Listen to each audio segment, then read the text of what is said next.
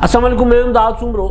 Supreme court of Pakistan ने अपने ही जज जनाब जस्टिस काजी फ़ायज़ ईसा साहब को इंसाफ दे दिया है।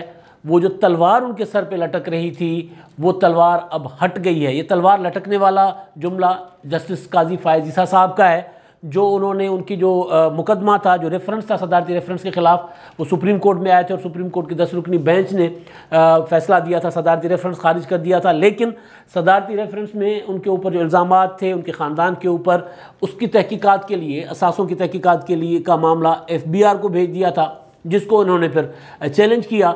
और बिलाखिर तमाम तर जो हालात से गुज़रने के बाद बहुत सी रसवाइयाँ हुई, पाकिस्तान की अदलिया की भी हुई। मौजूद जज साहब को भी कटहरे में खड़ा किया गया। जज कटहरे में खड़े हो जाएं और कटहरे में खड़े होकर वो अपने वकील भी खुद हों और फिर उनसे सवाल भी हों और फिर उनके ऊपर हमले भी हों, ना सिर्फ अदालत के अंदर बल्कि अदालत से बाहर। तो ज़ाहिर है एक जज के लिए, वो जो खुद कहते रहे कि मुझे बदनाम किया जा रहा है, तो एक जज के लिए ये और उनके जो कैरियर के लिए ये तो कोई चीज़ अच्छी नहीं होती। बहरहाल मामला बहुत एक होता है ना, हालात से गुज़रने के बाद बिलाखिर वो इंसाफ तो लेने में कामयाब हो गए। 6 और 4 के उससे फ़ैसला हुआ है। 6 जजेस ने काजी फ़ायज़ ईसा साहब और उनकी एहलिया और दीगर जो पिटिशन्स थी उनके लिए जो फ़ैसला था सुप्रीम कोर्ट का, उसके अगेंस्ट जो पिटिशन्स थी नज़रसानी की, उन पर फ़ैसला जो है वो दिया उस फैसले के ख़िलाफ़, सुप्रीम कोर्ट के उस फैसले के अगेंस्ट, और मंजूर कर दी गई वो अपीलें। और अब वो जो FBR ने तहकीकात वगैरह करनी थी, अब उस सुप्रीम कोर्ट के फैसले की रोशनी में कोई तहकीकात नहीं होंगी। मामला काजी फ़ायज़ ईसा साहब का, काजी फ़ायज़ ईसा साहब क्यों कह रहे थे कि उनके सर पे तलवार लटक रही है, वो तलवार क्या है? पाकिस्तान या पाकिस्तान जैसे थर्ड वर्ल्ड कंट्री के जो ममालिक हैं, वहाँ पे हर चीज़ सियासत होती है। सियासत कोई बुरी चीज़ नहीं होती, लेकिन यहाँ पे ये होता है कि वो जो काम करने वाले लोग होते हैं, जो ईमानदार दयानतदार लोग होते हैं, वो फिर सिस्टम को अच्छे नहीं लगते। चाहे वो जजेस हों, चाहे वो ब्यूरोक्रेसी में हो, चाहे वो सियासतदान हो, फिर उनको कहीं ना कहीं खुड्डे लाइन लगाने की कोशिश की जाती है। और फिर मसला ये है यहाँ पर कि जज जो होते हैं, जजेस को फिर हटाना, ख़ास तौर पर ये जो आला अदलिया के जजेस हैं, उनको हटाने के लिए फिर पापड़ बेलने पड़ते हैं। आपको याद होगा इफ्तिखार चौधरी साहब के लिए मुशर्रफ आमिर थे, सारा कुछ स्याह सफ़ेद के मालिक थे, और उन्होंने जज साहब को बुला के कहा था, चीफ जस्टिस साहब को, कि जनाब आप अब घर जाएं या आपको रेफरेंस आपके ख़िलाफ़ आएगा। तो इफ्तिखार चौधरी साहब ने ना कर दी थी। वो बड़ी सी ना थी, और उस ना के बाद वो ना मुशर्रफ को खा गई थी। उसके बाद रेफरेंस भी गया, इसी तरह सुप्रीम कोर्ट ने रेफरेंस उड़ा दिया, और फिर उड़ते उड़ते उड़ते बहरहाल वो एक तहरीक उठी, जिस तहरीक को पॉलिटिकल फोर्सेस ने भी किया। और बाद में इफ्तिखार चौधरी साहब ने जो गुल खिलाए वो भी सबके सामने है कि जिस तरह उन्होंने पाकिस्तान की जमहूरियत को अंडरमाइन किया, जिस तरह उन्होंने पाकिस्तान की पार्लियामेंट को अंडरमाइन किया, वो भी एक तारीख़ है।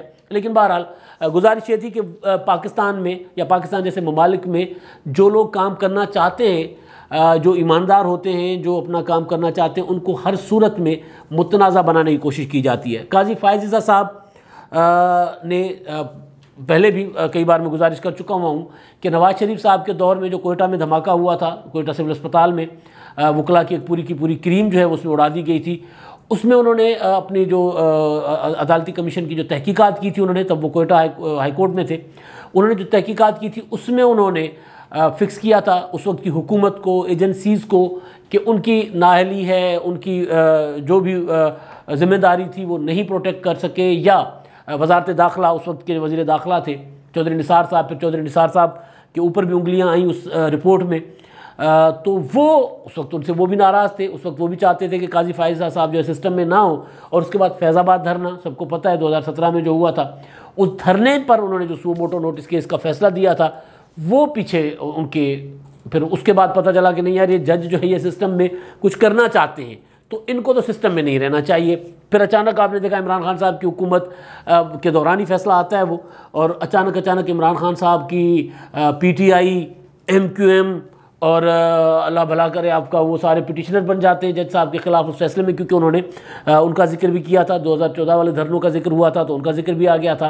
तो बहरहाल वो जज साहब को उन्होंने कहा कि जनाब फ़ायज़ ईसा साहब जो हैं वो बायस्ड जज हैं और उनको जज नहीं रहना चाहिए। उनके ख़िलाफ़ पिटिशन्स वगैरह भी आ गई और रेफरेंस भी आ गया।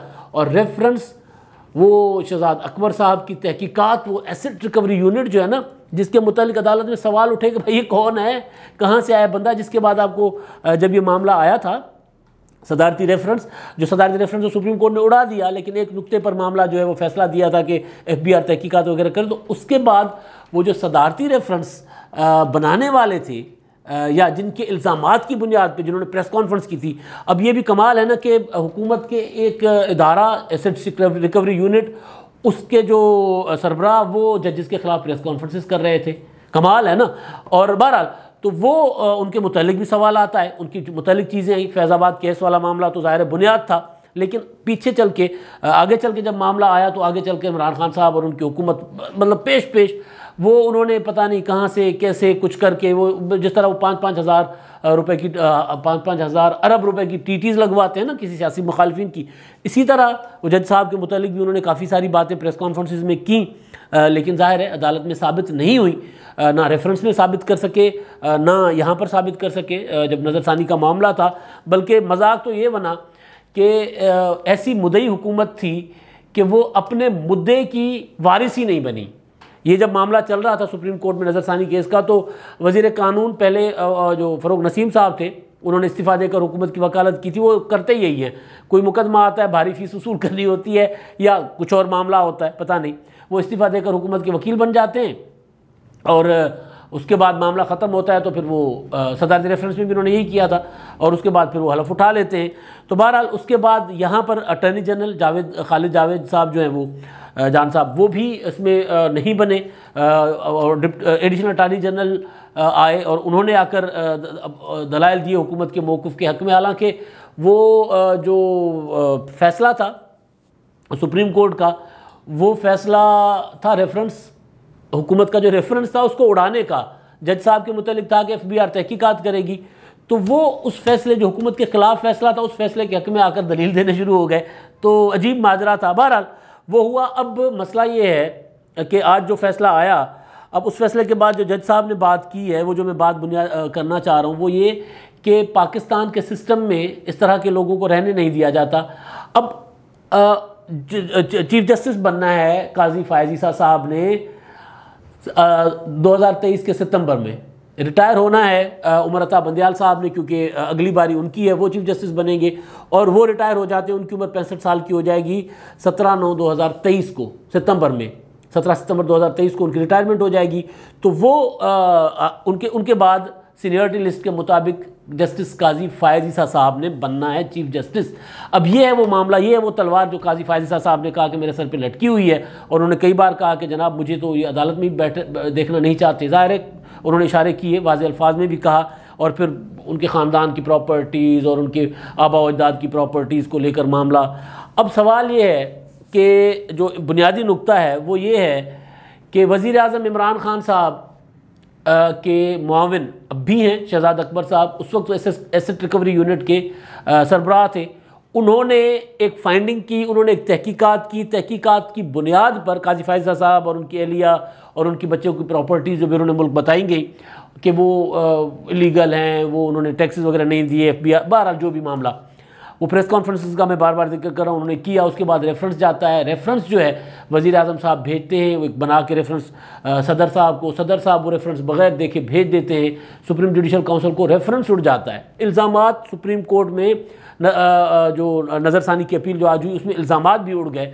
अब सवाल ये है जो काजी फ़ायज़ साहब ने भी कई बार उठाया और सुप्रीम कोर्ट में जज साहिबान ने उठाया ये सवाल ये है कि अब शहजाद अकबर साहब जो हैं, चलें वज़ीर आज़म साहब मिसगाइड हो गए, सदर साहब मिसगाइड हो गए, शहजाद अकबर साहब क्यों लाडले बन के बैठे हुए एक जज के ऊपर? उन्होंने बेबुनियाद, ज़ाहिर अब सुप्रीम कोर्ट में जब वो मामला तय हो गया, सुप्रीम कोर्ट ने कह दिया कि जनाब FBI वगैरह कोई तहकीकात नहीं करेगा इसमें, ज़ाहिर है वो किसी बुनियाद पे हुआ, सबूतों की बुनियाद पे, दलाइल की बुनियाद पे। जब अदालत से फ़ैसला आ गया तो उसके बाद एक जज को अदालत के कटहरे में लाकर खड़े करने वाले शहजाद अकबर साहब जो हैं, क्या उनको रहना चाहिए यहाँ पर? जहांगीर तरीन साहब तो अपनी जगह रो रहे हैं, वहाँ पर वो सियासी मामला जहांगीर तरीन साहब के, शहबाज शरीफ साहब के, पीपल्स पार्टी वालों के, वो अपनी जगह, वो सियासी इल्ज़ामात, सियासी मुखालफिन वो लगाते रहते हैं।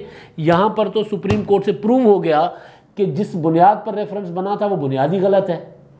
तो वो बुनियाद बनाने वाले जज साहब को, सुप्रीम कोर्ट के जज जिनके ऊपर कोई उंगली नहीं उठा पा रहा, ना मुखालिफ ना हामी, उन जज साहब के ऊपर इस तरह उनको बदनाम करना, उनके ऊपर इल्ज़ाम लगाना, उनके मुतालिक प्रेस कॉन्फ्रेंसेस करना, उनके मुतालिक डॉक्यूमेंट गढ़ना। अब ये ज़ाहिर है अब घड़े गए ना डॉक्यूमेंट। अगर डॉक्यूमेंट होते, अगर कोई चीज़ होती तो फिर ज़ाहिर है सुप्रीम कोर्ट में वो साबित होती। सुप्रीम कोर्ट में वो जज साहबान जिन्होंने FBI को तहकीकात के लिए, पिछले जो अपना फैसला था जून वाला 2020 वाला, उसमें उन्होंने FBI को तहकीकात के लिए कहा, उन्होंने भी अपना माइंड बदला फिर दलाइल, और उसके बाद कुछ जज साहबान अपने फैसले के अगेंस्ट आ गए नज़रसानी में। नज़रसानी यही होती है, तो उन्होंने भी वो किया। तो अब वो शहजाद अकबर साहब कहाँ बैठेंगे, इमरान खान साहब कहाँ बैठेंगे। इमरान खान साहब कल यूँ सीना चौड़ा करके कह रहे थे कि जनाब मुझे फ़ख्र है अपनी 2.5 साल कारकर्दगी पर। 2.5 साल कारकर्दगी में जस्टिस काजी फ़ाइज़ साहब को जिस तरह रोला गया, जिस तरह उनको परेशान किया गया, वो भी तो शामिल है ना। आज भी खान साहब इंसाफ और रियासत मदीना और मतलब इंसाफ करने वाले जज को कटेड़े में लाकर खड़ा करना, और उसके बाद वो जो बंदा करे वो आज भी आपका चहीता हो, तो फिर आपके इंसाफ के दावे जो हैं वो तो खोखले हैं। फिर जिन्होंने किया, जिस इदारे ने किया, जिस इदारे के सरबराह, चाहे वो शहजाद अकबर थे चाहे कोई और थे, जिन्होंने भी ये सारा मामला किया, जिन्होंने भी ये साजिश घड़ी, वो क्या रहने चाहिए? क्या जस्टिस काजी फ़ाइज़ साहब के साथ आगे इंसाफ होना चाहिए?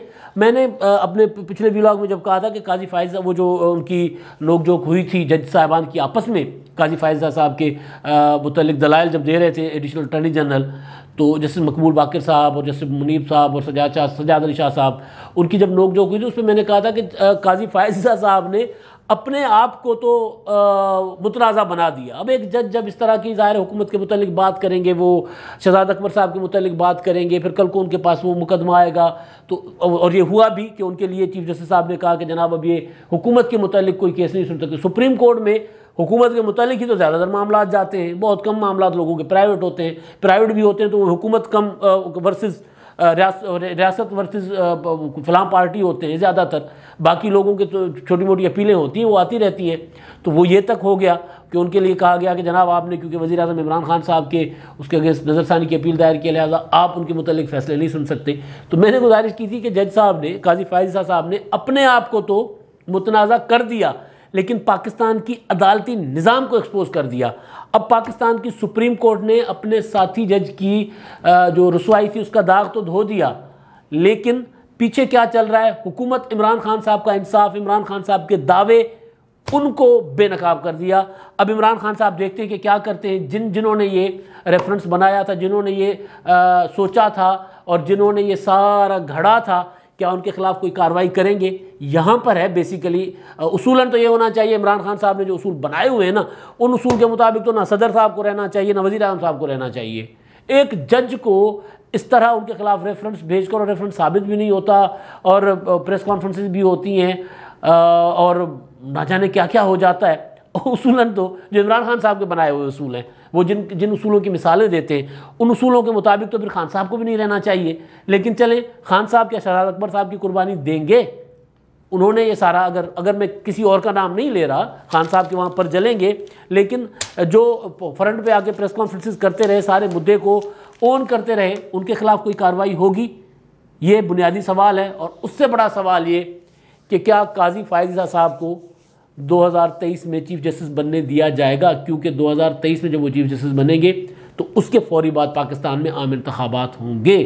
पाकिस्तान की जो इलेक्शन कमीशन है वो भी किसी हद तक माजी की निस्बत हमें आज़ाद नज़र आ रही है, और आज़ाद मंश अगर चीफ जस्टिस आ जाते हैं, जो नज़र आ रहे हैं, तमाम तरीन मामलात के बावजूद वो जो हुए, जितने उनकी शख्सियत मुतनाज़ा हो गई हुकूमत की हद तक लेकर, बाकी तो उनके ऊपर कोई उंगली नहीं उठा सकता काजी फ़ाइज़ साहब तक पर, लेकिन इस सब कुछ के बावजूद क्या उनको चीफ जस्टिस बनने दिया जाएगा? अगर वो बनेंगे तो फिर अगले इंतखाबात जो हैं वो कैसे होंगे? ये सबसे बड़ा सवाल है। और इंतखाबात से पहले उनको चीफ जस्टिस बनना है, और अभी तक वो जो लट तलवार थी, वो तलवार तो हट गई। अब आगे उनके खिलाफ क्या होगा देखते हैं। हुकूमत अपने आप को बचाने और इंसाफ का बोलबाला करने के लिए अपने जो करतूत है ना, उन पर शर्मिंदगी का, निदामत का इज़हार करके अदलिया को इंडिपेंडेंट आज़ाद छोड़ती है, या जिस तरह बाकी इदारों के ऊपर, हुकूमत की मीडिया के ऊपर ज़बानबंदी फ़िलाँ जिस तरह की कदगन है, तो अदलिया पर कदगन लगाने के लिए और कोई साजिश करेगी हुकूमत, नज़र आ जाएगा। अब आखिर में जी हमारे जो मेहरबान हैं अपनी आरा से आगाह करते हैं। ये जी हैं अब्दुल अजीज़ साहब, वो कहते हैं कि 2 साल इमरान खान कुछ भी काम 2 साल में इमरान खान ने कुछ भी काम किया तो इमरान कामयाब हो जाएंगे।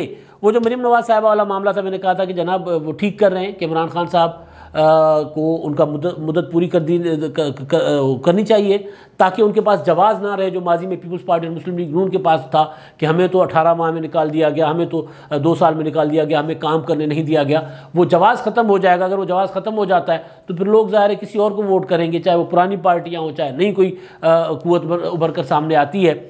उस पर ये अजीज़ साहब कह रहे हैं भाईजान अगर इमरान खान साहब काम कर जाएंगे तो बुरा क्या है। अगर वो 2 साल रहते हैं और सर्व करते हैं लोगों को तो करें। हम यही चाहते हैं कि भाई एक हुकूमत मैंडेट लेकर आई है, अपने मंशूर के मुताबिक वो काम करे। इमरान खान पर तनकीद करने की बजाय है कि वो काम नहीं करते। अगर वो काम करेंगे तो करें, और जब वो काम करेंगे और लोग मुतमईन होंगे कि यार इमरान खान साहब ने अपने हमारे साथ किए हुए वादा 5 साल में पूरा किया है, तो लोग उनको वोट देंगे, दोबारा मुंतखब करवा दें। यही तो जमहूरियत है। ये कैसे हो सकता है कि वो 2 साल अगर रह गए और काम कर गए तो फिर तो करें। ये इसीलिए उन लोगों ने उनको मुंतखब किया है।